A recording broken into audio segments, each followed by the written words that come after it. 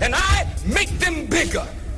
I use fear, distrust, and envy for control purposes. I want you to listen. What are those three things?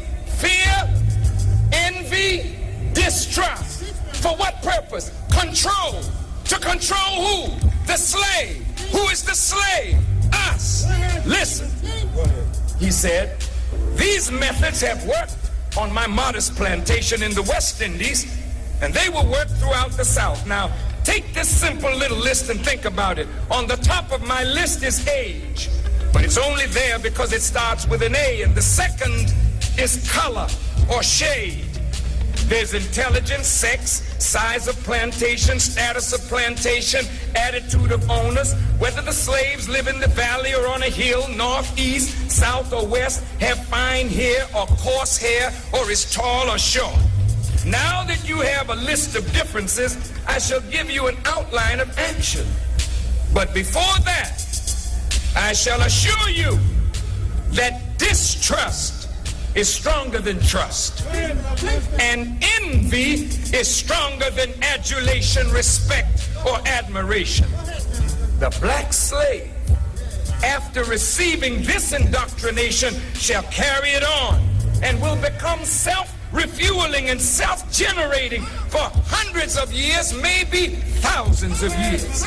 Now don't forget, you must pitch the old black male against the young black male, and the young black male against the old black male. You must use the female against the male, and you must use the male against the female. You must use the dark-skinned slave against the light-skinned slave, and the light-skinned slave against the dark-skinned slave.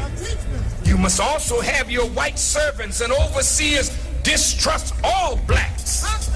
But it is necessary that your slaves trust and depend on us.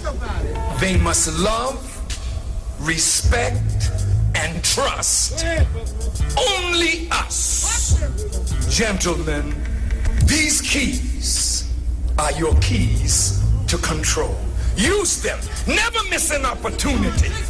And if used intensely for 1 year, the slaves themselves will remain perpetually distrustful. Thank you, gentlemen.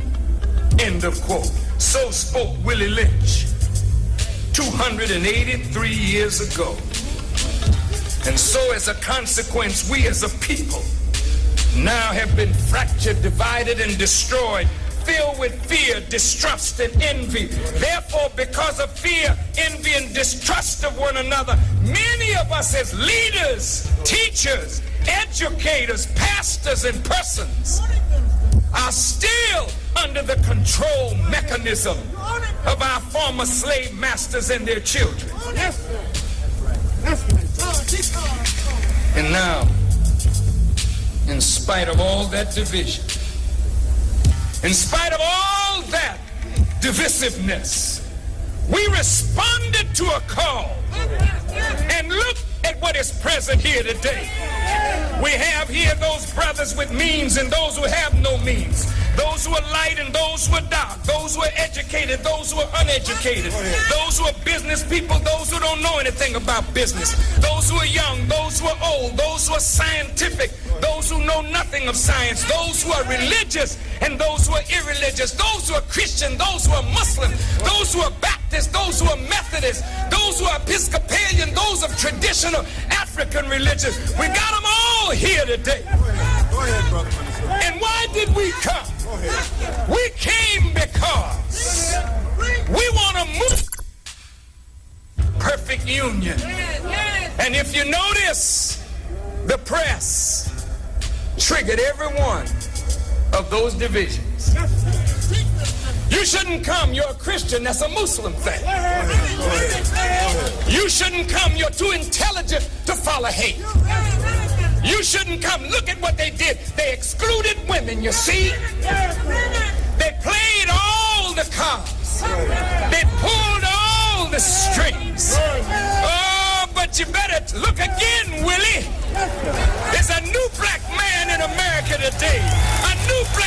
going in America today.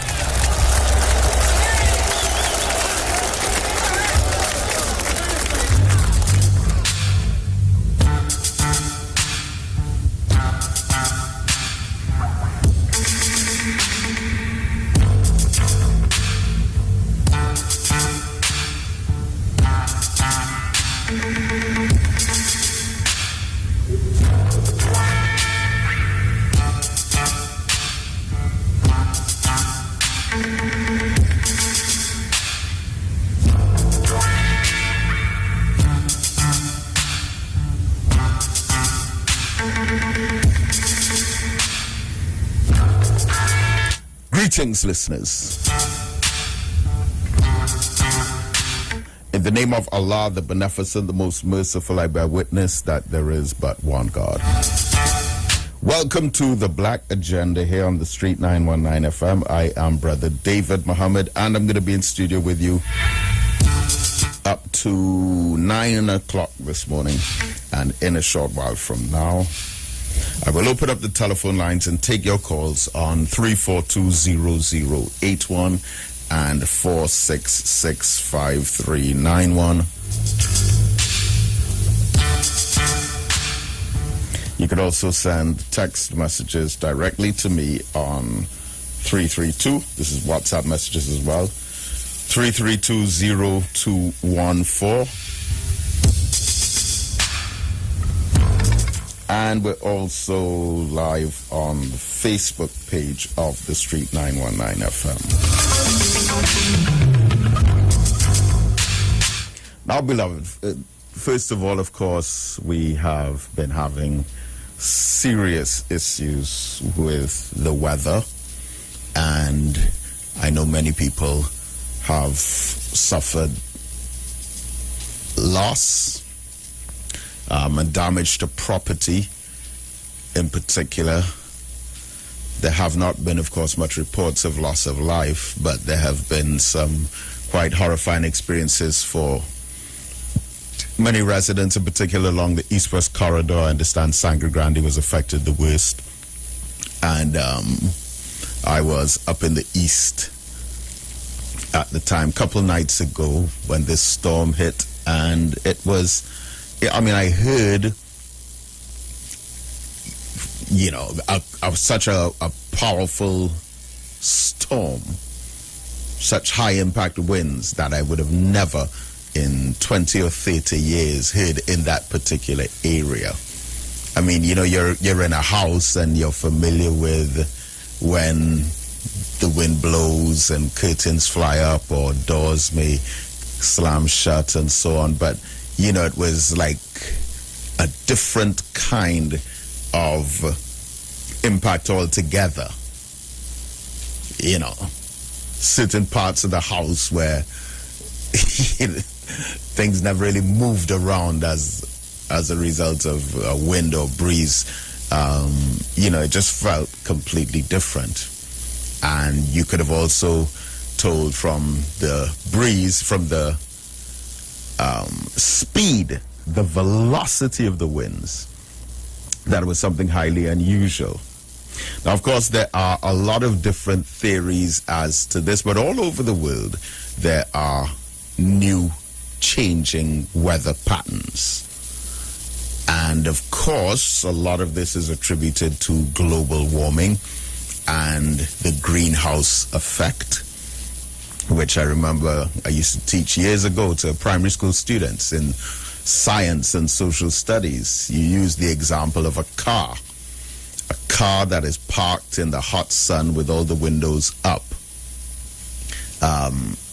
Heat gets trapped inside the car, basically because of the refraction of light. So if you think of a bucket of water and you put a stick in the bucket of water, you see it looks like it's bent, right? That's called refraction, as opposed to when you look in a mirror and see your own image, which is reflection. So apparently there is some refraction of light rays from the sun which trap heat inside a car. And that is the example that the textbooks give for global warming, with the greenhouse gases and the removal of the ozone layer slowly but surely. So heat gets trapped inside the Earth's atmosphere, which causes the polar caps or the ice caps to melt, which raises the level of the water very slowly but surely. And people ask, well, what does global warming or ice caps melting have to do with high winds? That's the interesting part. Because when you study the water cycle, again, primary school education, don't take it for granted, you know. Don't take it for granted at all. There's a lot of deep science in there. But the water cycle shows us that rain would fall from the sky. That's called precipitation.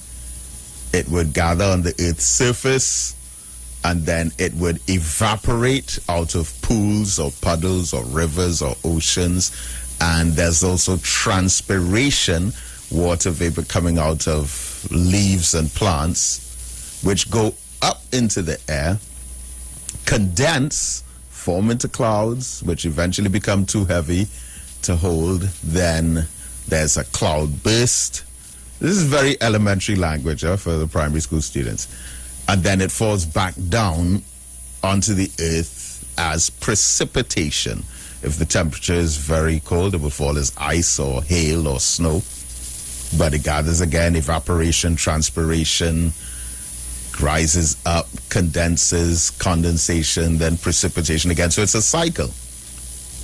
And with the more water in liquid form from the ice caps that have melted, it has all different kinds of effects on the entire geography of the earth. And then with the rate of industrialization of the earth's surface, in particular the cutting down of trees, one of the reasons for that ridiculous myth that God is a Trini is largely because of our northern range of mountains and hills. So whereas tropical storms and hurricanes have hit Barbados and Grenada, our next door neighbors, very hard, and other Caribbean islands from time to time, even Tobago got hit terribly in 1963, but Tobago is more out of the way. We have this northern range of mountains which largely deflect the high winds, tropical storms, and hurricanes that come towards us. And in particular, the trees serve as a windbreaker. So let's say a hurricane is going through a forest and you're at the other end of the forest. The trees and the vegetation within the forest would help protect you because the density of it absorbs the impact of some of the high winds. And that's basically how Trinidad's geography is and how we're situated in the Caribbean. But now with constant cutting down of trees and, you know, industrialization, development, without deep enough consideration for some of these things, you would start to see slowly but surely changes in weather patterns. And you would know, I mean, just look at the patterns of flooding that we've had. Every 5 years, maybe even more than that, but at least once every 5 years, I'm sure most of us could remember that there would have been floods in areas where growing up as children, we would have never heard about floods in those places before. A lot of zones like that in Trinidad. Okay, so yes, you had certain places that were flood prone, fine. But every 3 or 4 or 5 years or so, you hear about a flood in a place where it never flooded before. So those high winds along the east-west corridor, at no point in our recent memory could we recall winds of that velocity in those areas. And of course, the main theory is that a lot of these changes, of course, all man-made, and the destruction that follows, largely influenced by decisions that have been made by man, steps that have been taken by man. And so this is why you have all of these global conferences on global warming, on climate change, on weather patterns. You have treaties like the Kyoto Accord and others where world leaders would come together and agree to leave a certain amount of vegetation, or not to cut down trees or too many trees, or have special reserves, forest reserves and wildlife parks. And we might take for granted, for example, the extinction of an animal that is referred to as an endangered species, but it's all part of an ecosystem. Again, oh wow, we're going a long way back. Primary school education about the frogs eat the flies, but if the flies disappear and the frogs can't eat, then that will have a direct and indirect effect in a food chain or a food web, which will adversely affect the vegetation, some vegetation, other vegetation, which eventually will affect the food supply. So you need a balanced ecosystem. And in every government, a major department are those who pay attention to, I guess, what very few people in the general public will be paying attention to, and that is preservation of the natural environment, conservation of the natural environment. And of course, one of the biggest pushes for this is many governments all over the world, and this might not spell good news for Trinidad and Tobago with our energy industry, but all over the world, there are conversations on using renewable energy resources or alternative energy resources away from fossil fuels.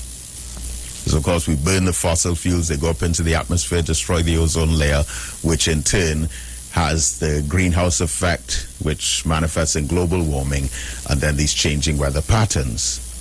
But with renewable energy resources such as solar energy, wind energy through turbines, tidal energy, hydroelectrics, biogas, biomass, and the use of these other sources of energy. I mean, some European countries, they're talking about by this year or by that year, they want to have all their cars electric cars, no more gas, no more petrol, no more using of oil because of the damage that's done to the environment. All right. So, my beloved people, so much happening in Trinidad and Tobago, and of course, this normally would be the week where everyone would be so anxious about their children going back out to school. And we understand, of course, that this year, just like last year, is quite different. And it's a trying time for many. And we would have heard that decision about the school students being vaccinated by October before they go back in the classroom. So on Monday, inshallah, which would be the 6th, Monday, September the 6th, school students go back out into the virtual classroom. Then an announcement was made by the government that come October, the students who were vaccinated would go back into the physical classroom. Now, me personally, I cannot see this happening. Me personally, I cannot envision any country, more or less the country within which I am a citizen, establishing a precedent, a literal kind of version of segregation by a vaccination status. And yes, we know there's very high censorship around this topic. Yes, we know about all the memos that are being circulated about what to say and what not to say. So we'll stick here with our local newspapers exclusively. And I want to bring our attention to the Guardian newspaper of August 19th, 2021. This is about 2 weeks ago or less. Article by Annalisa Paul. The title of the article is Minister: Vaccinated and unvaccinated students will have to coexist.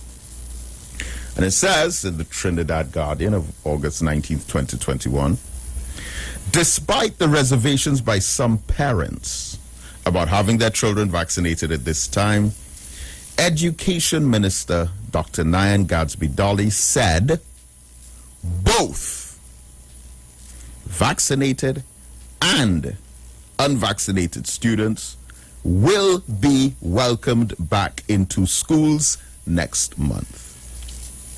Let me just repeat that again. This is August the 19th. Just about 2 weeks ago, the Minister of Education said both vaccinated and unvaccinated students will be welcomed back into schools next month. The article says Prime Minister Dr. Keith Rowley has said that students in forms 4, 5, and 6 will be allowed to resume physical classes. Physical classes. When the new academic term 2021 to 2022 begins on September the 6th. Asked yesterday, so this article was published on August the 19th, so now they're making reference to August the 18th. So, asked on August the 18th how the Ministry of Education intends to address the issue of vaccinated students mixing with the unvaccinated, the Education Minister said there will be no discrimination of either category. So this would have been said on August the 18th. Reported on August the 19th. So this would have been just about 2 Wednesdays ago. There will be no discrimination of either category. Now, listen to the logic behind it. She said, quote, at this time, in every office, building, family, and taxi in Trinidad and Tobago, the vaccinated and unvaccinated coexist. There is no requirement for separation. Schools are not expected to operate any differently. I know we could be slow sometimes, so let me read that again. Reported August 19th, Trinidad Guardian, quoting the Minister of Education, said at this time, in every office, building, family, and taxi in Trinidad and Tobago, the vaccinated and unvaccinated coexist. There is no requirement for separation. Schools are not expected to operate any differently. Gadsby-Dolly reinforced, quote, the government has a policy of voluntary vaccination with no requirement to prove vaccination status for access to public places of work, buildings, or services. The Ministry of Education is guided by that. I want to say this morning that I salute that black sister for speaking out on what she knows in her heart and in her mind and in her conscience is logic, is sense, but also just and fair. I want to salute our Minister of Education, Dr. Nyan Gadsby-Dolly, for pointing out the common sense and reality behind this entire situation and the respect that she has for our citizenry. I also take the opportunity at this time to salute our beloved, brilliant, world-class leadership of our beloved Prime Minister of Barbados, Sister Mia Mottley, who, again, living in a society just like ours, just like any other Caribbean nation. At first, she was saying, we want to have mandatory vaccination. But then she came back and said, all right, I've listened to the people, I've heard the people, and this is not who we are to try to force anyone to do that. And, you know, similar to what our own Minister of Education said, you know, the Prime Minister of Barbados, she said, you know, we as a people have so much diversity of thought among us. She said one family in the same house. One is of one religion. Another one is of another religion. Another one doesn't believe in God at all. But we live together in the same house and we respect each other's principles, beliefs, religious practices, and inclinations. He said again, we're in one house. One person is a vegetarian, don't eat any meat. Another person eating pigtail like they never read the Bible before. But we live together and respect one another. And she said for us, Barbados, to try to force our citizens into anything like that, that's not who we are. We give the information and we rely on your basic common sense, your ability to reason out of our respect for you as citizens. We would sit back and let you process your own choices. And the words of the Minister of Education, very similar. So just like how the Prime Minister of Barbados said, look, in every home and almost in this country, among us as a people, we have different views about different things, different opinions, but we respect all. Therefore, we will not be forcing our people. And the beautiful thing about what she said was she had one position at first. Then she listened to the people, went before them in humility, and out of respect, she said, we hear you. We listened, we hear you. And the Minister of Education, Dr. Nyan Gadsby-Dolly, similar kind of approach. Look at what she said again. At this time, in every office, building, family, and taxi in Trinidad and Tobago, the vaccinated and unvaccinated coexist. There's no requirement for separation. Schools are expected to operate. Schools are not expected to operate any differently. She said the government has a policy of voluntary vaccination with no requirement to prove vaccination status for access to public places of work, buildings, or services. The Ministry of Education is guided by that. But then my question is, what changed in that short space of time with this announcement about children only being let back into the classroom if they're vaccinated? Now, again, I say,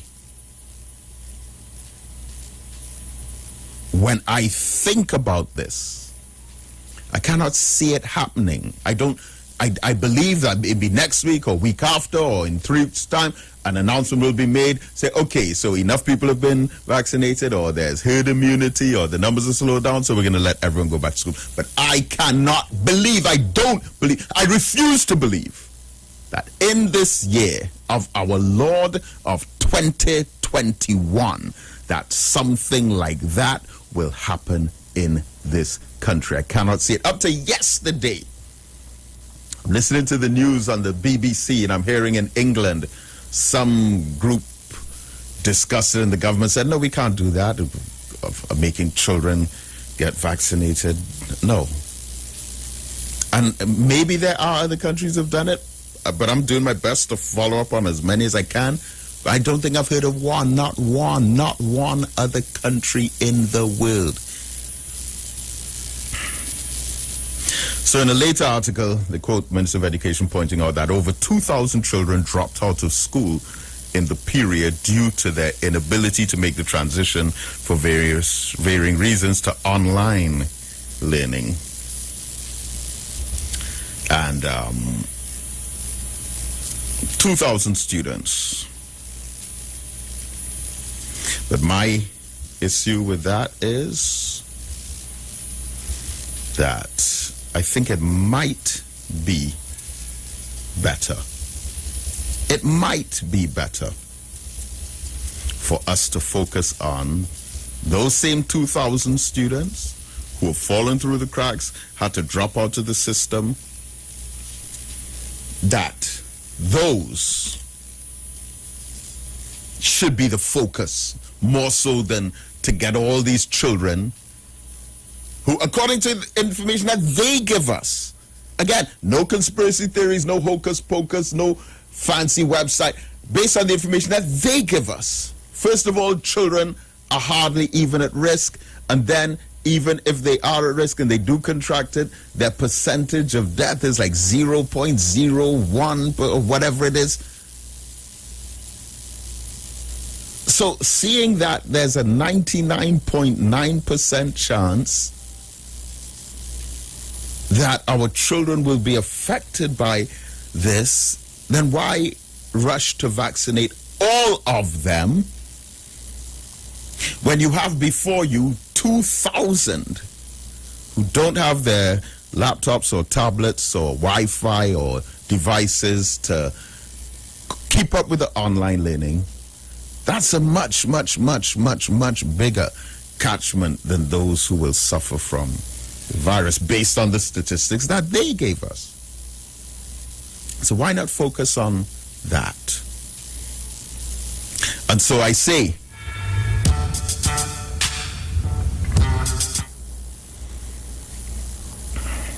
in response to the proposal of mandatory vaccination for school children, I am respectfully asking the government to invest in publicity of alternative enrollment options for registration for CXC examinations.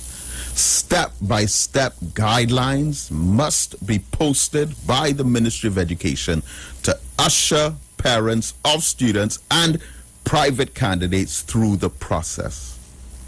Private educational institutions that respect the choices of individuals not to vaccinate should be given technical support and assistance in educating the children who are rejected by the government schools.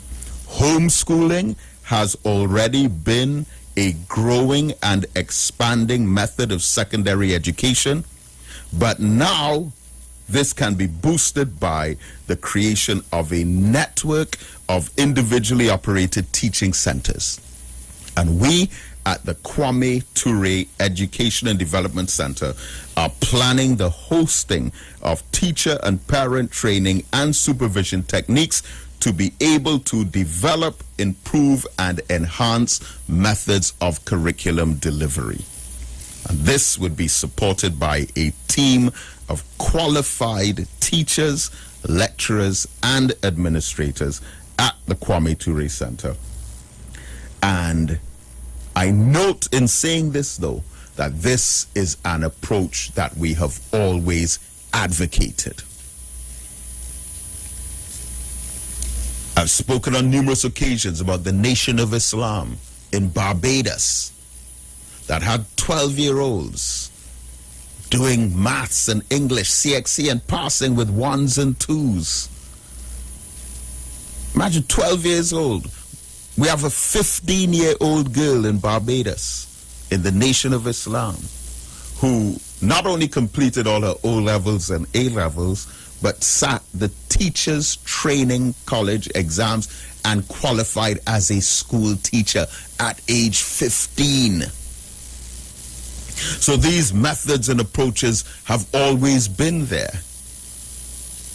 Having said that, I will admit that most times when parents come to me with wanting to have a discussion about homeschooling their children, I highlight the advantages of a child being in a school.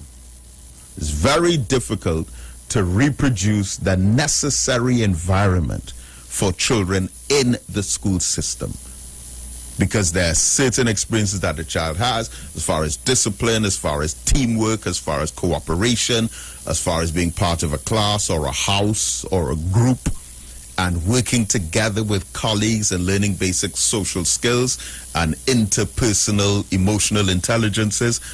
Being in a school physically is an important institutional experience for our children. But if, based on either your religious belief, which is not being respected, or your philosophical or ideological position, which is not being acknowledged, if our backs are against the wall, then there must be alternative means of getting our education. So, of course, at the Kwame Ture Center, our students basically fall under two categories: students who are in the school system, who are doing exams with a school, and they would have enhancement classes with us.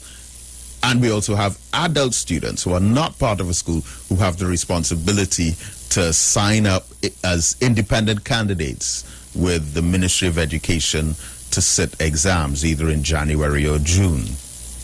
So this is information that we share one by one with students who are interested, but I am suggesting that the government maybe go on some kind of publicity campaign in the same way that you're getting all these entertainers and singers and dancers and public persons to advertise for the vaccine. There should be similar investments in the Ministry of Education's pathways to sign up as independent candidates for exams. It's a simple process.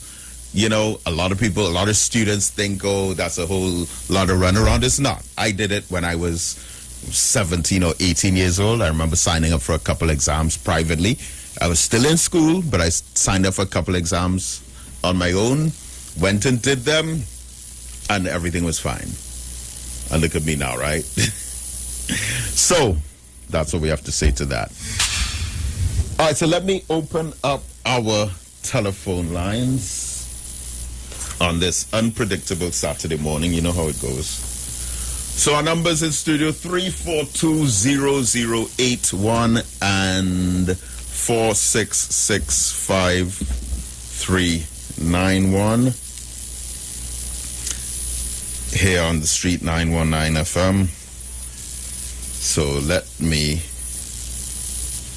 take our first call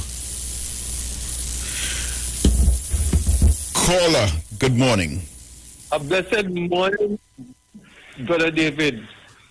And you see your first interlude about rain is so correct. But listen to how it is written. He taketh the waters of the seas and poured them out on the earth. Jah is his name. And listen to this one. He would never give his honor to others. Harp. We have to do about this. You explain everything. Because it's a cycle. And no one can stop it. No one can change it. It's there. And blessings, the earth have done receive the blessing. What is happening now, Brother David? All the water is just running off the earth and flooding it. This is what's going on. All we're coming now, all the blessings we're coming down right now, is that we're flooding out the place all the time. So, Brother David, this is what I want to show you here. This one didn't make no news, you know. This one didn't make no news, Brother David. Which one? On page 16 of the Newsday, Wednesday, September 1st. Dr. to speak at CARICOM African Summit. Oh, yes. Well, the first ever CARICOM African Summit will take place virtually on Tuesday next week. Yep. In CARICOM sources confirming the date told the Caribbean Media Corporation what is now being finalized is the agenda. But Brother David, you know that agenda long. Yeah, we got the information about 3 weeks ago. But I just want from Barbados. Yes. And, you know, it did say, I did see Trinidad and Tobago's name. Yeah, well, I just want to read this paragraph and the sources said among the speakers at the opening ceremony scheduled for 8 a.m. will be CARICOM Chairman and Antigua Barbados Prime Minister Gaston Dong, Antigua Prime Minister.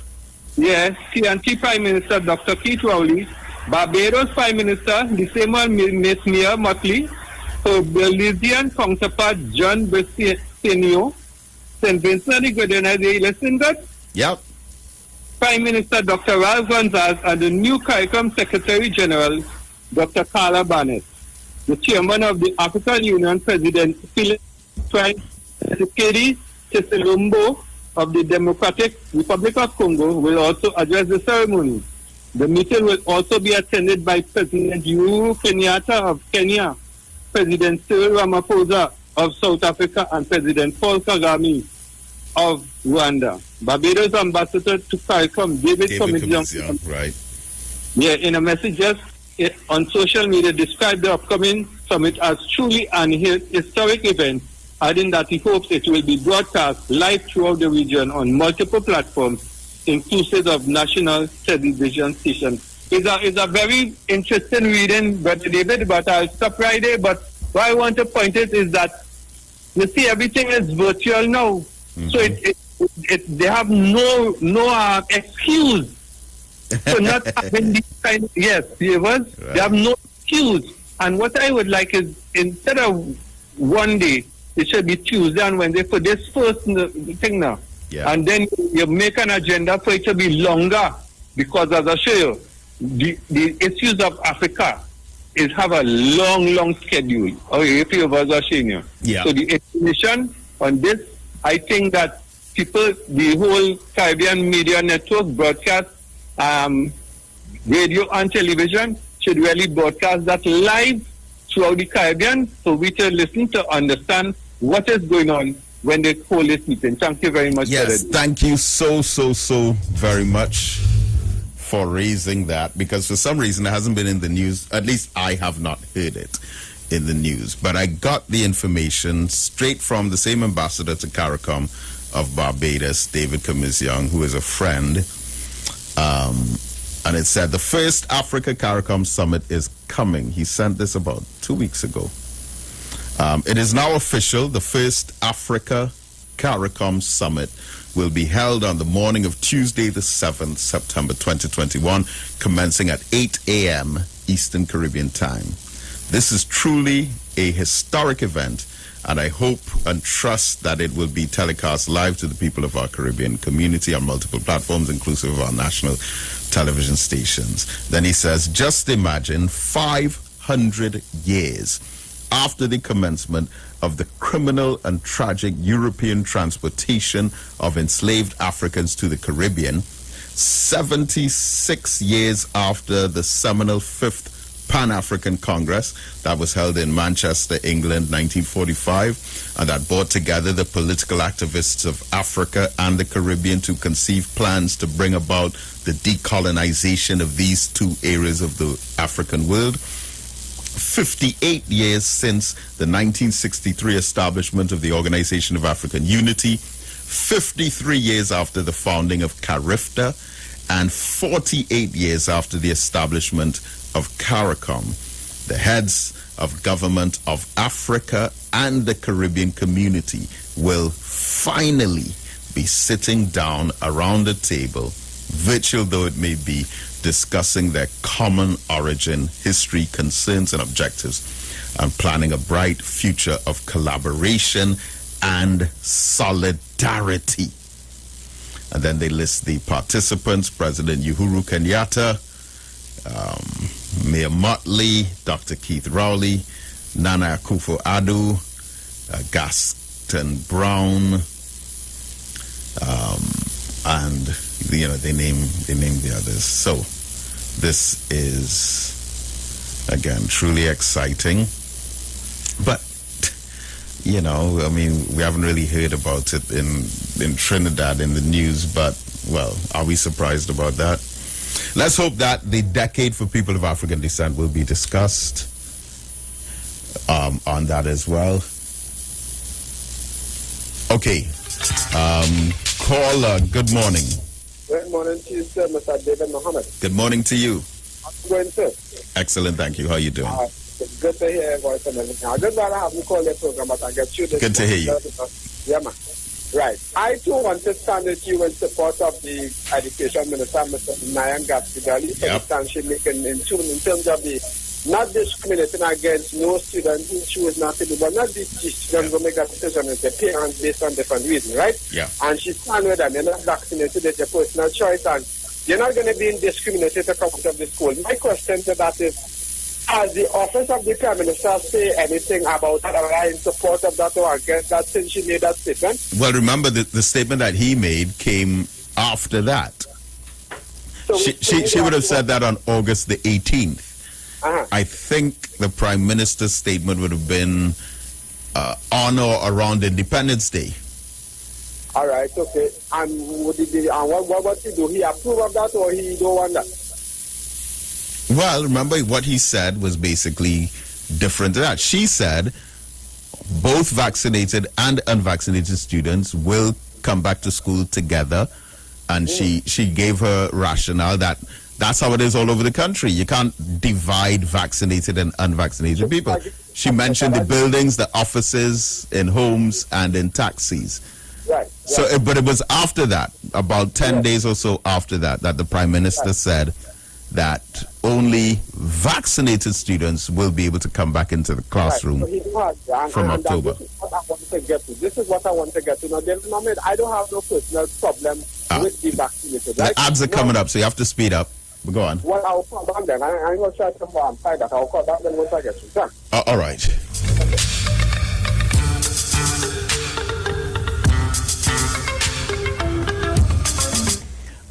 Thank you to everyone who helped make African Expo number 8 a great success last week, Saturday, and also the African Farmers Market, which continues on the Friday. All right, we'll be back. We'll be back. Don't go away.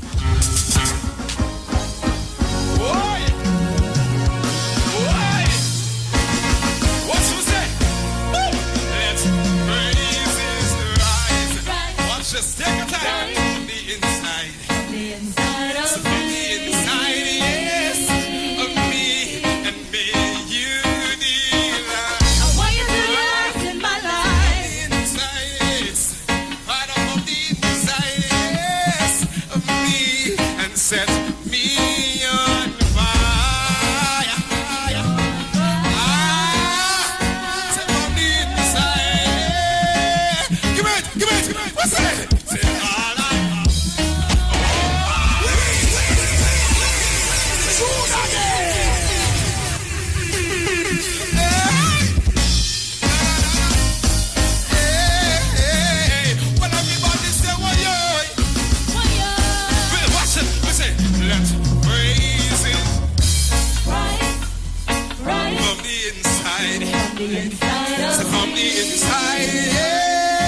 of me and made you delight. I want you to delight in my life. On the inside, yes. Part of me. Oh, boy, this jacket holding me down, boy. Set me. Come feel. On the inside, yes. Of me. And set me on fire. On the inside. Hey. Say, on the inside. Hey. Give me this. We say, hey. Say, all I for you to be glorified and you to be lifted high. Hey, all I know is for you to be glorified, you to be lifted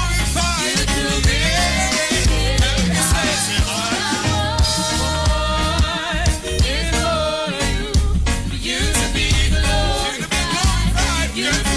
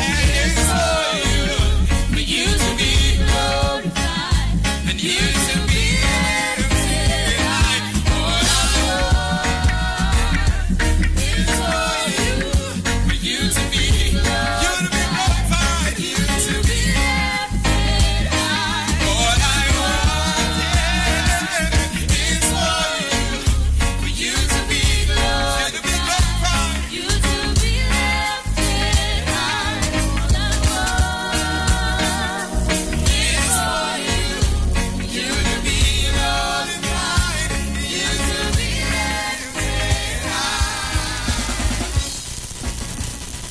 Are you experiencing loss of vision or are your glasses broken? At Value Optical, we're open and we're here to help. You can have your urgent eyeglasses in 3 days with packages starting at $695. When you visit us, be mindful of the 3 W's. Wear your mask, wash your hands, and watch your distance. Please call us toll-free 800-2020 for expert advice on your vision needs or to book your appointment. Value Optical, caring for your eyes.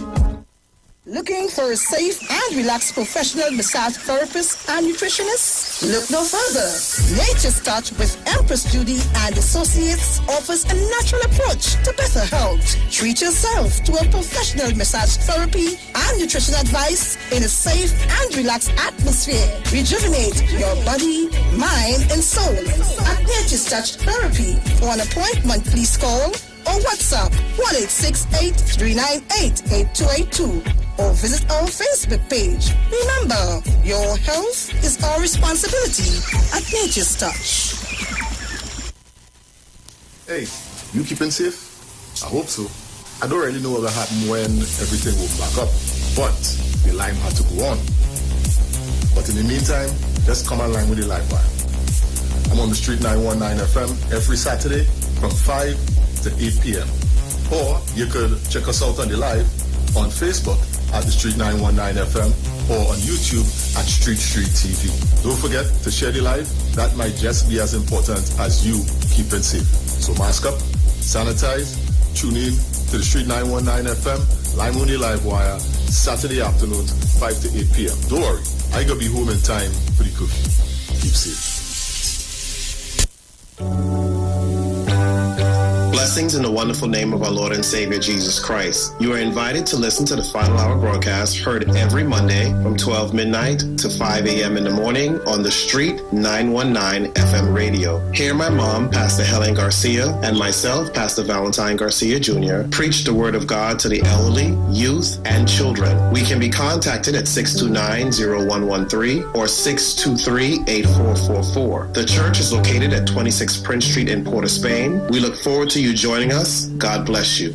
As my life I lay it on the altar, as my life. Better vision for your physical eyes, and through the eyes of faith, let healing arise in your mind, body, and spirit. At Natural Heal Ministries, we teach kingdom principles for living that brings the blessing of God to your mind, body, and soul. NHM Professional Associates are located at number 10 Moody Stewart Street, Monrepos, San Fernando. For more info, contact Dr. Desmond Phillip at NHM on 349-3494. NHM Professional Associates can be heard live on the Street 919 FM every Saturday from 9:05 to 9:55 a.m. Share the live. Share the live. The Street 919 FM on Facebook and Instagram. Share the live. Iowa George on Instagram. Share the live. Iowa TV and Street TV on YouTube. Share the live. The Street 919 FM.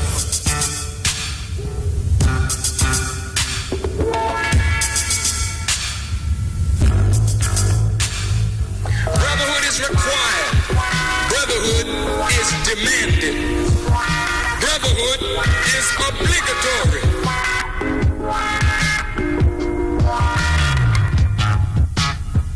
Black man get up, black man stand up, black man you better listen. So there's a need for brotherhood. Black man get up, black man stand up, black man you better listen. Black man get up, black man stand up, black man you better listen. Brotherhood is demanded. Black man get up, black man stand up, black man you better listen. Brotherhood is required. Brotherhood is demanded. Brotherhood is obligatory.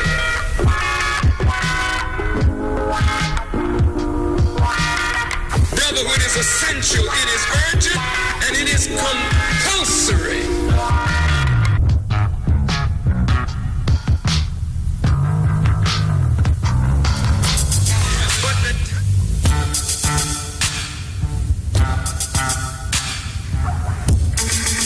Welcome back and welcome to the second hour of the Black Agenda here on the Street 919 FM. We're going up to 9 o'clock this morning.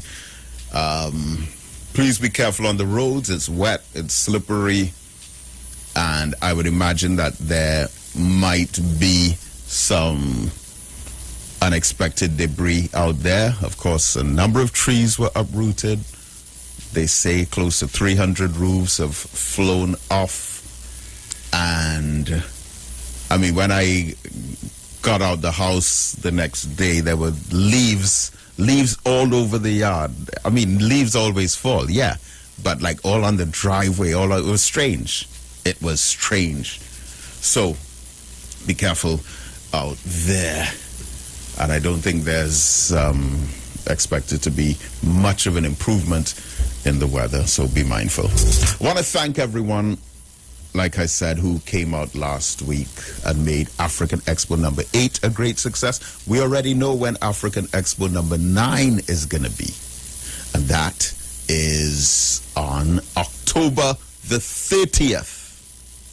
Saturday, October 30th. Just about 2 months from now at the Kwame Ture Center. Also, as you would have heard the announcement, religious houses are opening back up, even though they said churches. Yeah, we know what that means. So, this Friday, we're resuming Juma, the Nation of Islam, Friday Juma, at the Kwame Ture Center. in our masjid area. So from this Friday we resume.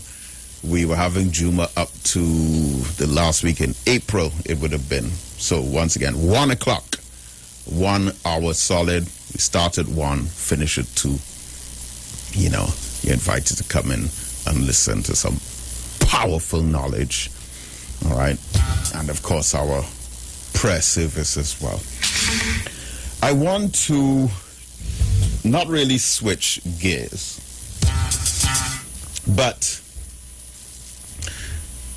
something that we speak about from time to time on the Black Agenda, which is not spoken about enough. And sometimes the only reason that it gets to national attention is because of a leak, as there was one last week. A number of videos and photographs came out of the prison of men severely beaten, shot with rubber bullets, excessively bleeding, broken limbs, busted up faces, heads, and really a humanitarian crisis confined within the walls of a prison. In a voice note that was being circulated with the men in the prison desperately calling out just to be treated like human beings, with these masked men coming into the cells, beating them excessively, and in particular the Muslim ones. Such unjustified violence. There's no excuse for it.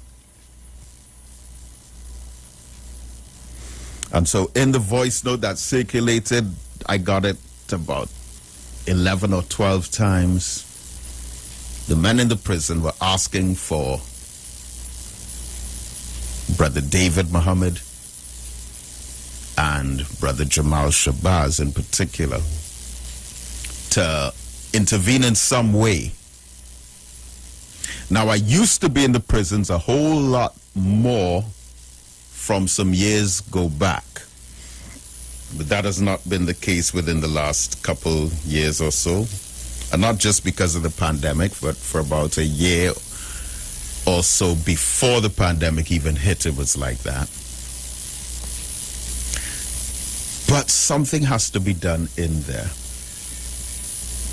So I had a meeting with Commissioner of Police Gary Griffith, along with Brother Jamal Shabazz last week, to discuss this, what appears to be some kind of death squad or hit squad, which from that time to now apparently has backed down somewhat. But the lack of humanitarianism within which the inmates in the prison are treated is a problem. And if you think it has no effect on the wider society, you are dead wrong. Now, I'm going to read for you a visual description of what I myself saw and experienced in our nation's prison. And this made up part of my PhD research, which is published in chapter 11 of my new book, Black Youth at Risk from Juvenile Delinquency to Criminal Gang Activity. And it is a description of one of those cells.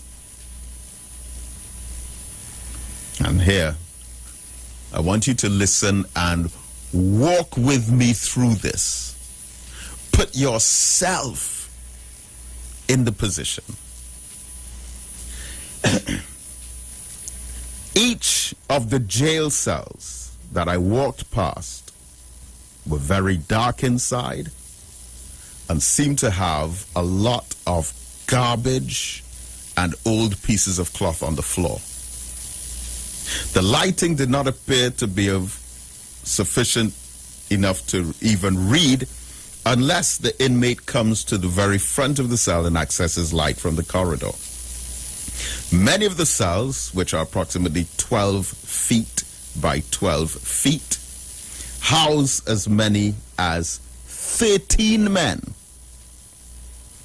There are no facilities such as toilets, sinks, or running water, and a bucket is provided for prisoners to defecate in, which is only emptied once every 23 hours. Let me just make a point, because this description here was of Port of Spain, but at the maximum security prison,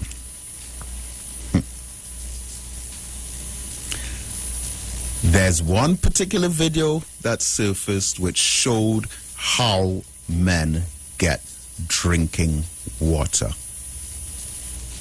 They get drinking water from cleaning a toilet, then flushing it and scooping water out of the bowl of the toilet to drink. You hearing what I'm saying?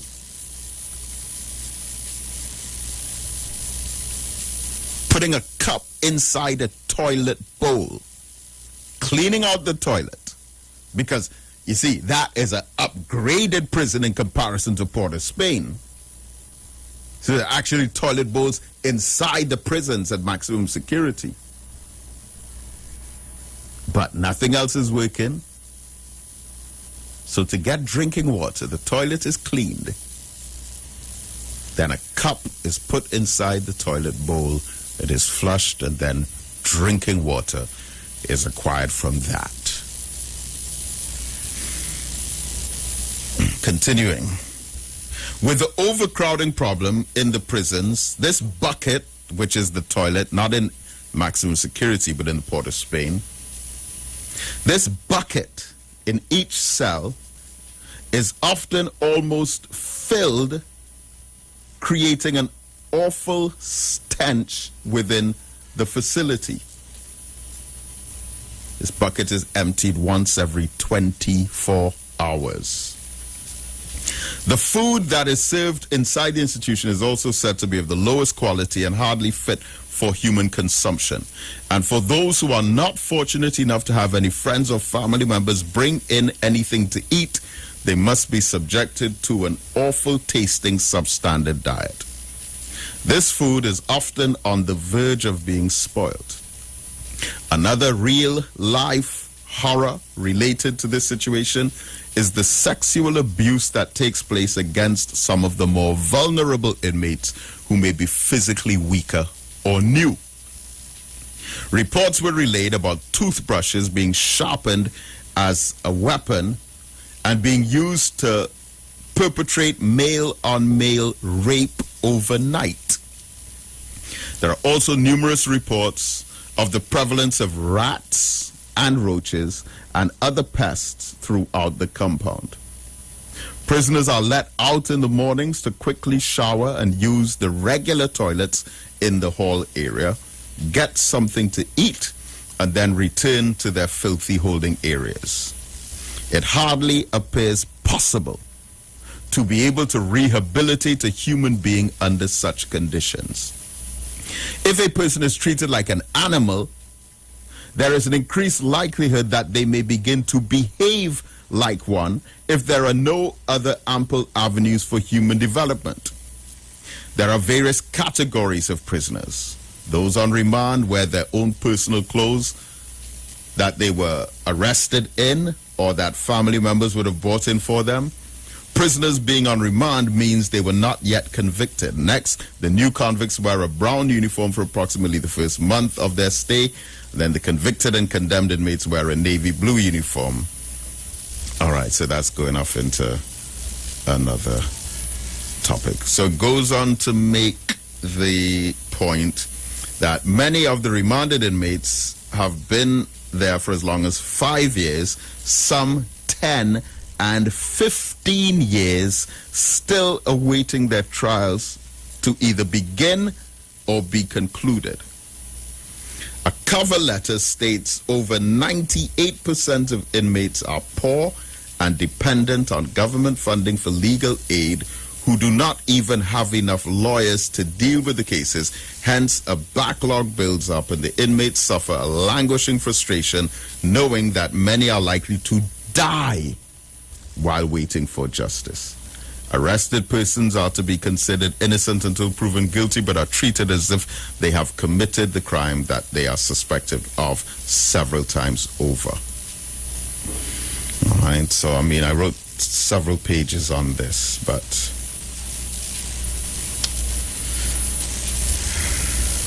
I'll leave that right there. But included among the many aims and objectives of the prison service are: 1, to ensure the safe custody of inmates by maintaining security; 2, that those serving terms of imprisonment with hard labor are made to work and are trained in various skills to afford them an opportunity for gainful employment on their release; and 3, to provide welfare and recreational programs for all inmates. This is designed to help them to conform to society's norms and standards and lead to a useful life on their release. But you have what is called recidivism, where because of the conditions in the prison, and in particular how a human being, a man, is treated like an animal, he goes in there, he comes out even more likely to go back in a second time. Based on recidivism statistics, a man who goes into prison once has an increased probability to return to prison, more so than his likelihood was to go into prison in the first place. And someone who's been in there twice is more likely to go back in a third time than someone who has been in there once is likely to go in twice. And someone who's been in prison 3 times is more likely to go back a 4th time than someone who went in twice is likely to go in a 3rd time. Now remember, words like reform and rehabilitation and correctional facilities are used to describe the prison system. But it actually does something to you that makes you more likely to go back. And if in the middle of the night, men are coming in your cell with masks and you're being shot with rubber bullets and being beaten and kicked, and then authorities denying it or saying, well, you haven't heard both sides of the story. Please, please, no, don't do that. And I hope you all have seen those videos. I really hope. All right, 3420081 and 4665391. Remember also, every Wednesday night, my Facebook Live presentation is on my Facebook page, facebook.com/Black Agenda Project. All right, so that's 8 o'clock on Wednesdays. And next week at this time, I might have some exciting news regarding that Wednesday night presentation. All right, good morning, caller. Assalamu alaikum. Walaikum salam. Hakim Mohammed, Wendamer, my brother. Yes, sir. I think you this morning, man. I think, you know, brother David, that we did a night event. Yeah. sound of that wind was like, whoa. Yeah, it was a different sound. It sounded like some kind of machine was outside. Yes, and you know what happened? What I observed it now, certain parts it took. It may hit your house here, but the house next to you, it didn't touch it, you know. I watched that because there was a house there that had a lot of tarpaulin on it. I thought it might have blown. It didn't touch that house. And I look at the breeze and the lamp post. I thought the post was going to fall at the same time. The way that here, that is what we call the force of nature. But I want to say something. Some people say, let me say it fast, because I go out now. One is that, you know, when I hear people talking, first let me say, I want to commend Jamaica for your contribution yesterday. I heard they condemn you understand, with this whole vaccine business. So I want to commend you for that. You understand, the study on which you did and the facts you did in it. But anyway, in the Taliban and you see, if I was a writer, I would write a book dealing with the evil minds of the Europeans. The evil minds of the Europeans. Because I just study them, you know, Brother David. I go into the mind and see the evil that they do, you know. You see what they're doing now? They're withholding funds from the Taliban and their own funds, you know. In something thousand, how much tons of gold they're holding back from Mudero, you understand? In England, because they supported the position that they've made over there. Anyway, but my point I want to say this morning, the truth must reveal itself. Don't care what you do, the truth will always defeat the lies. You understand? They say whatever you have, they say take it to the Lord in prayer. All your problems, all your pain, all your suffering, take it to the Lord in prayer. What taught that? They beat that into us, into our ancestors, and give us something that is not real. And they believe that they pass it on to us to take it, but it must reveal itself. They say that Jesus makes the dumb talk, the blind see, raise the dead, and the deaf hear. They tell us here at this time, all your sickness and all your pain, take it to the Lord. But you know what I live to hear? I live to hear. But not when it comes to the vaccine, though.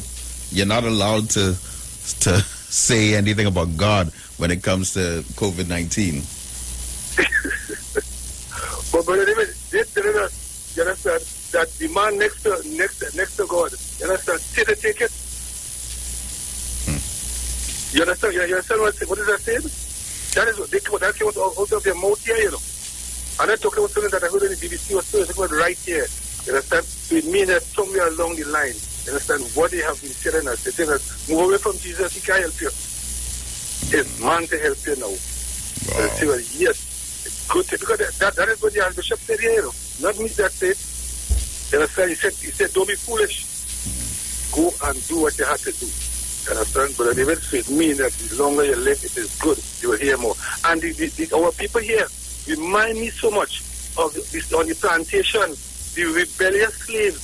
They used to take the same slaves to hold them down, to be punished, you understand, by the orders of the slave master when they're bullying you here to do something, understand, that they feel like they're telling you what you must do. So you don't have a mind of your own. You see the Barbados Prime Minister?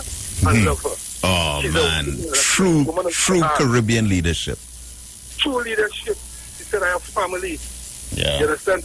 They don't eat pork. I couldn't tell you laugh just so. They don't eat meat. You understand? They don't eat, and I cannot force them to do it. You understand?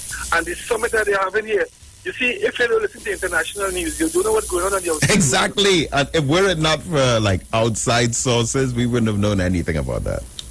I'm telling you, and you know, they hear the bacchanal in the morning, you know, because in Africa, they bring in the $1, one currency for the whole Africa, the one language, you understand? It is with Swahili. Because to everybody in Africa, you have your own dialect, but one language, the border open, all these things that we not hearing nothing of it for the David. But David, you have a good day. May our ancestors take you back home and your family. Thank you so much. Thank you so much. And speaking of being beaten and abused by the slave masters, of course you remember Karen Clark of the DSS, the Susu. Well, they are actually opening a pawn shop. And apparently it's the first, from what I understand, black-owned pawn shop in Arima, number 1 O'Meara Road in Arima, where you take items in and you get cash for them, and then items are resold. And I think it's anything from cars to electronics, household items, jewelry, anything. You bring it in, you get cash, and then they would sell the items. Or you bring it in and then you yourself could come back and repurchase it and so on. So they're having a launch over the weekend. And from Monday morning, they're opening their doors. And of course, needless to say, because the brother knows how they're scrutinizing him and have him under the microscope, because remember, one person even referred to what he's doing as a major threat to national security. Yeah, not all the tons of cocaine that are being bought in by some of these individuals, but DSS. Anyway, so they're opening their pawn shop, number 1 O'Meara Road. So I'll be checking that out over the next few days or so. Caller, good morning. Yeah, good morning, Brother David. Good morning to you.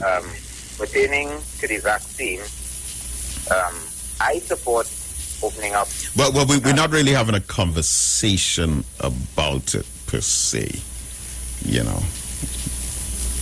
All right. Yeah. Well, I don't have anything to contribute on the other topic, so thank you very much. All right, thank you. 3420081 and 4665391. Of course, we're live on the website on the Facebook page of the Street 919 FM. Caller, good morning. Assalamu alaikum. Walaikum salam. Yes, sir. Can you give me a contact number for you? I can contact you after the show. All right. You'll have to message me, and then you'll get details on how to reach me. Other than that, message me on 332. Yes, correct. 332. Yep, 0214. 0214. All right. The situation with transpire in MSC. Yeah. David Moment. This organization. He could go back to his time from a Tier 1 common writer. He know the type of person he is. So leading the organization. Which organization? The prison organization. All right. To start from when he was a Tier 1, from down in CCP when you were working with superintendent office. How you have to treat people. Lifeblood him. He checked down a man down a back step and then declares it. I don't nobody tell me after what.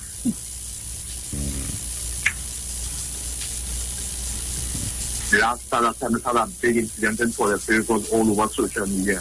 He was leading that operation. With that, I shot and getting licks on the ground. It was all over social media. You see many video.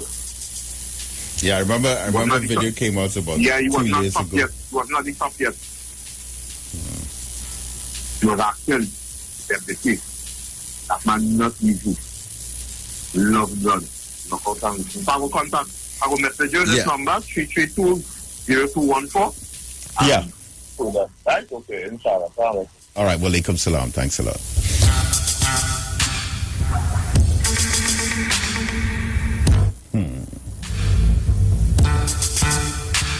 No end of evil in that system.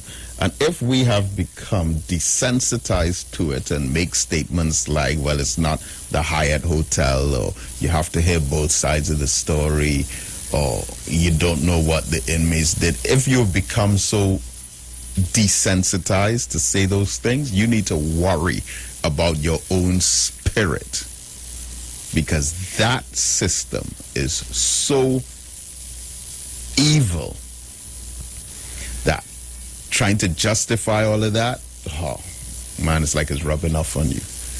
Good morning, caller. Blessed morning. Yes, good morning. Love and blessings. So, and I get to realize, not hearing you very clearly. Yeah, the system is turning a key right now. So, we got to step up our game and make sure that stay with it. Because everything turned upside down. You see the kind of flooding in New York. Yes. Judgment time. You know, they put a gun between the leg and step it out of Afghanistan. Oh, that's it's not a peace. I hope peace come to Afghanistan now and everybody come back to themselves. The Americans know really and the war is over a long time. Time to stop fighting this bloody and destructive war. We come up with a proper solution for world peace and order, justice among the humans, the animals. Because everything is coming to an end soon, very soon. You don't know Jesus Christ coming anymore. The world will crash. Man already psyched up. That guy still my brother. Thank you. And beloved, let me say this to you. Today is September the 4th. You see, next week, Saturday,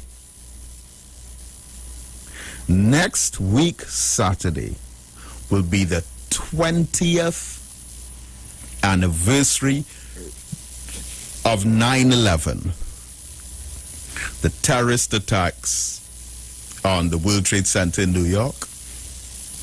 And you know, one point that someone made that stood out for me is that in looking at the Taliban, of course, who got to where they are through American money. We already went through that a couple of weeks ago. Operation Cyclone. In fact, you do the homework.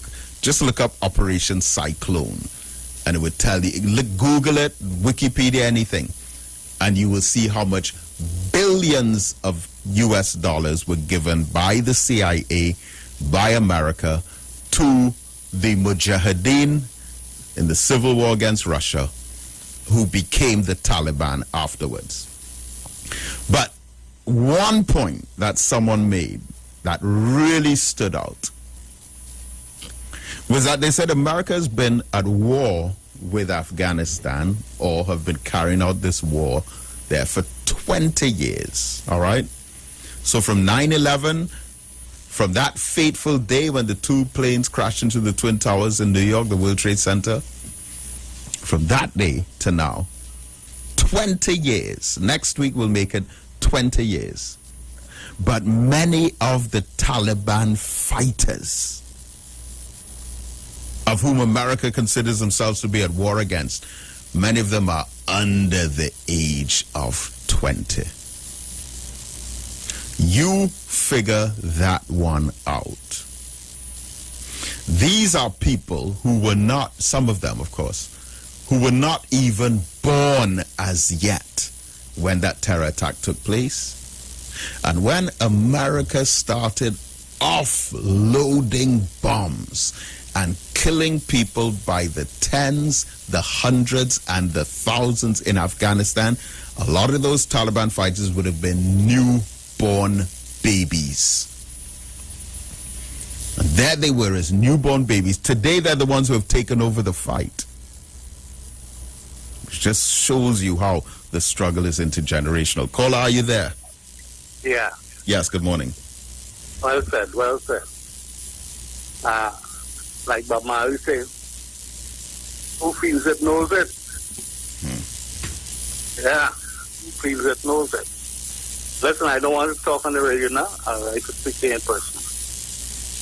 All right. Well, you know how to reach me, right? I got through from my Muslim brother. Okay. All right. God bless. All right. Inshallah.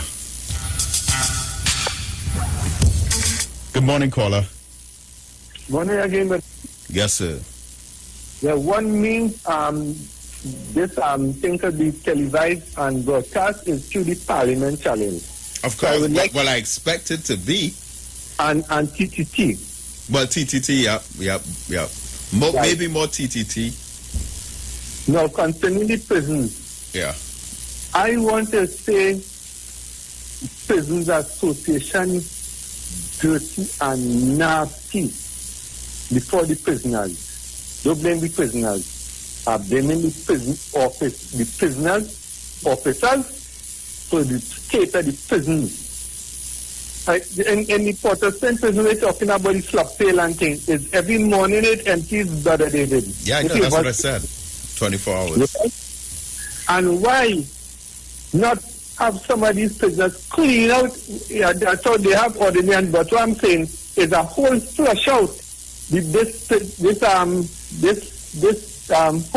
thing called in Protestant one. If you understand that, a whole disinfectant. But it needs to be condemned. It needs to be condemned. It's a dungeon from the 1800s. Carry everything up Golden Grove and shut it down. Do you realize how big that entire Golden Grove MSP facility is? Yeah, what? It's the size of a small town. It's underutilized, Brother David. It's underutilized, and just to keep this man who always talking about Sarah Richards, talking about the prison and the prison and the prison and the prison, just to keep on he talking all the time about that. Well, I don't see him as the problem. They're the ones who are trying to have a better situation, aren't they? Brother David, listen, you hear what I tell you? They themselves have to make sure that the prison's clean. You understand? Because they are residents inside there also. Not to have the prisoners going through this kind of dirtiness. Thank you very much. All right, I hear you. I hear you, and certainly they do have some responsibility in that. But I don't think it's within their hands to take total control of the infrastructure. I mean, it's like a teacher in a school.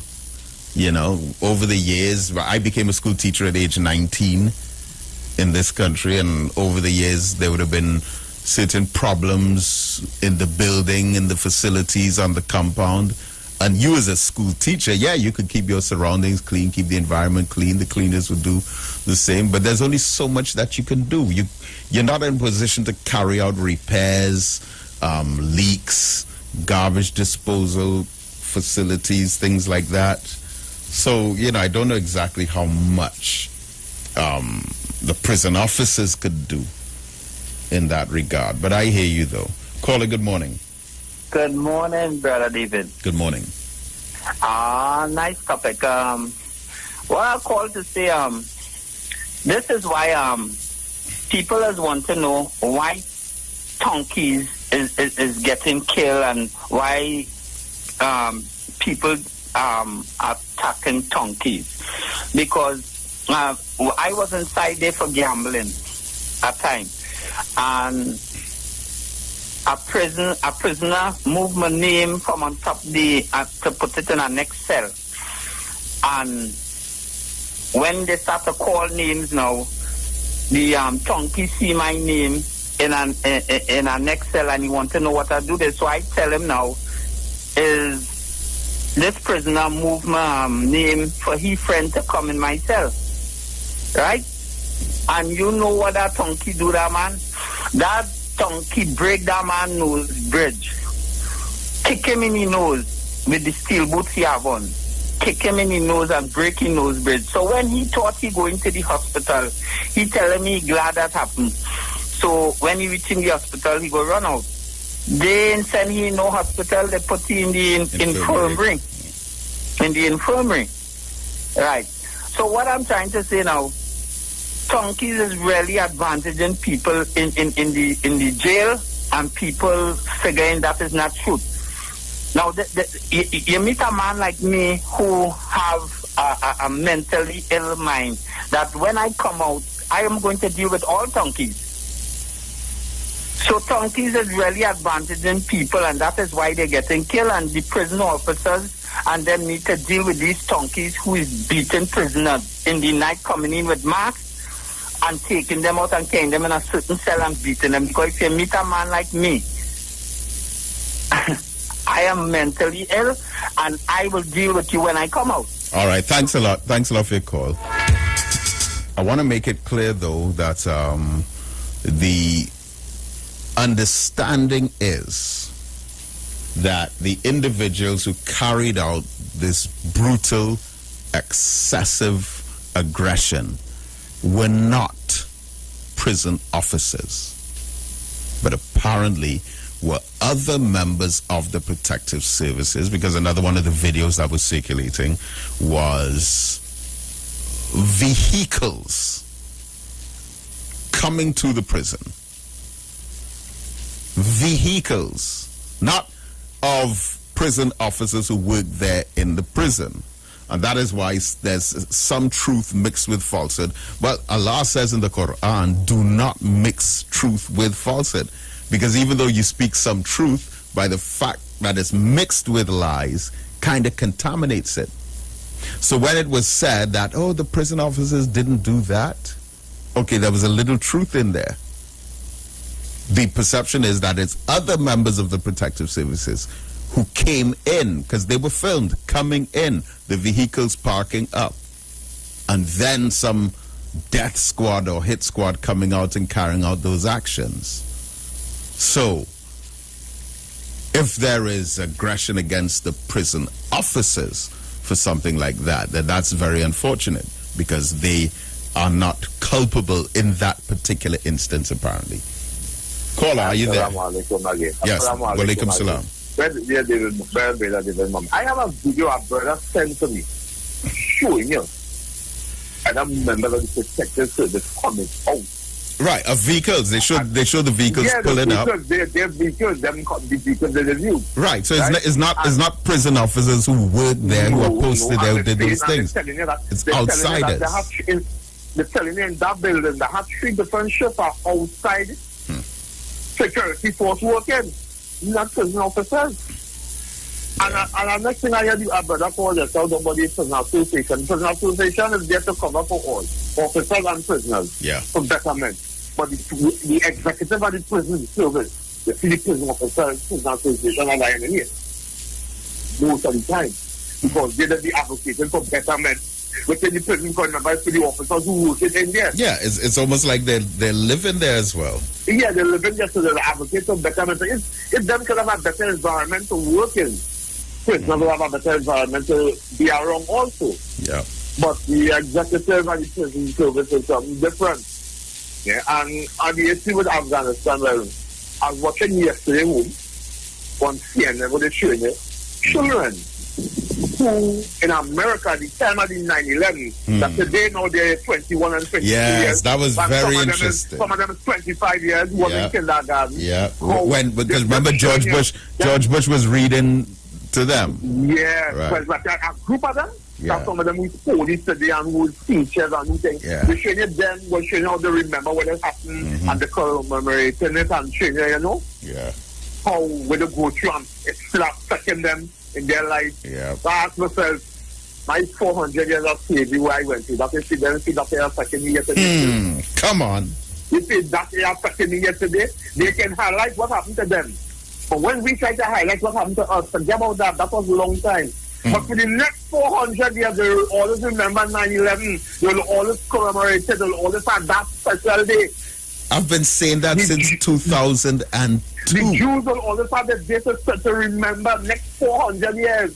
My generation to come after that will always see them remembering and celebrating, remembering what happened to them. But when we do it, forget that. That was a long time. That was in the past. Always trying to be racist. They're trying to burn. They're trying to burn. That is like today. And I will start your program without really lynching. I just try to show brothers and sisters that have been in the position we're in today. That we don't see that we hate one another so much. That some of us will say, but you still studying that? Slavery gone long time. You own people put yourself into slavery. Always had slavery. Always. We have it the worst. The China is the real thing them was black people, them in slavery was black people too. But we had to be worse. I love out and listen. Thank you.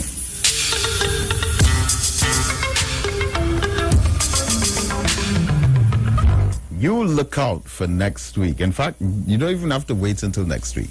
They're talking about it all now. This 20 years anniversary of 9/11.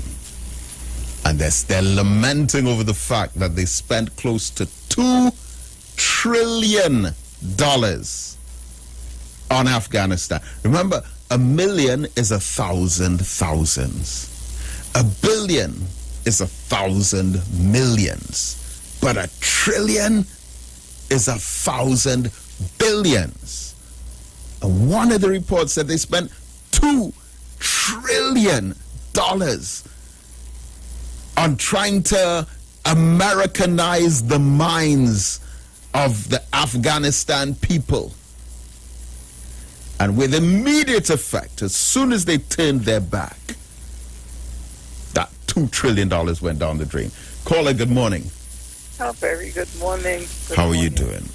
I am good, give thanks. Great. Yes, it was lovely down there last weekend. It was really nice. All right, yeah, I didn't even get to say hello. You're always so busy, of course. You have to see after your affairs. Gosh. Listen, man, the caller just explained what I was about to speak about, because you keep hearing about 9/11 and you will hear that until forever, literally forever. Forever, and they're going to rehash new videos and new approaches to it. And you and we, when I say you, I mean us, we will have to be so careful about what we say. Oh, yes. And if we are offensive in any way whatsoever or disrespectful to the memory of that. Yes. That is something that I sometimes say, but you know, how people can be so blatantly one-sided and bold in their approach. And you can't say anything about slavery. You can't ask that, listen, this was wrong and we have to have reparations. No, you have to forget that. But every year, you have to be reminded of 9/11. As regard to this, keeping some children home and some can go to school because as long as you're vaccinated. I am so glad that the minister came out and said something else, because... No, but the thing is, she said that before. She said that before this announcement. Yeah, that's a sad part about it.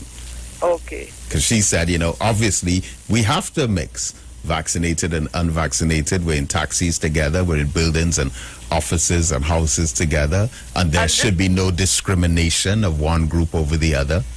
And this is the world that I am saying. Of course, that is the we world live in, today. And legally you cannot deny children education. Yeah. As long as the school system is opened up. Yeah. You can't tell children, but you will get treated at home and Now, if you build your own private school and it's your private business, that's different. That is something else. We're talking about the state. That's right. If anything could be done, you'd have to adjust your system to incorporate everybody. You can't tell people about some stay home and some come out of school.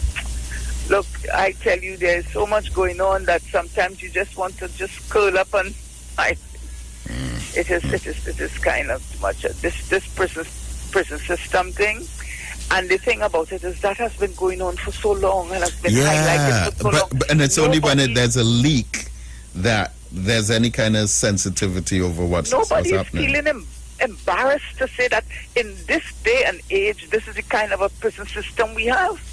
Nobody feels embarrassed for that.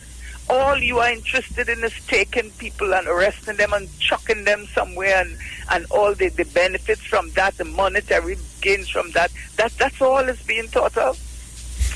But anyways, let us stay vigilant. Thank you so much. Yeah, thank you so much.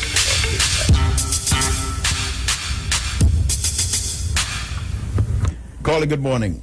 Good morning. I called to apologize to you for the incident on last Saturday morning. So I hope you do accept my apologies. Actually, when the phone was ringing, someone pulled up at my home in a kind of manner, so I had to question the reason for that manner, why you heard that part. Right. Well, it's very big of you to call in to say that, and I respect you for that. And of course, we understand those kinds of things happen. I do apologize for that, sir. So do have of course. Enjoy the rest of your day, sir. And do have a good one. All right. Well, thank you. Nothing to say about 9/11. Yeah, I'm looking. There is a lot. I see, as you said, $2 trillion, and the road that we built washed away. We left the choppers and we took out some of the essential part. We leave some of the tank. We leave part of the part. So I'm wondering, and everybody's under 20. Well, not everybody, but a lot of the fighters. 60% of them are under 20, or around 2022. Right. And I'm asking myself, the country's neighbor is telling them, well, we're going to open back up your airspace, we'll have to supply you with pilots. And if all these people are leaving that country, they're saying close to nearly 200,000-300,000, you know. You're talking about doctors. You saw the was he back? What was the team? The young man that held onto the plane and fell off, he was into some sport. So Afghanistan is in for, because of the American culture that they adopted, and they had influence on so many of the people. Some of the people tell themselves, I can't live there no more, you know, because the Taliban might put my life at risk. And Poppy seems to be something that's back on the rise, although they seem to take it down again. So it leaves me to wonder what position America is going to see Afghanistan as, or is in the next. Is it going to reach anyway? Is Turkey or all these neighboring countries going to supply them with doctors and help them create their own police force? What is going to be the law? You know, so I wait to see. Yeah. Well, thanks so much for your call. But this is what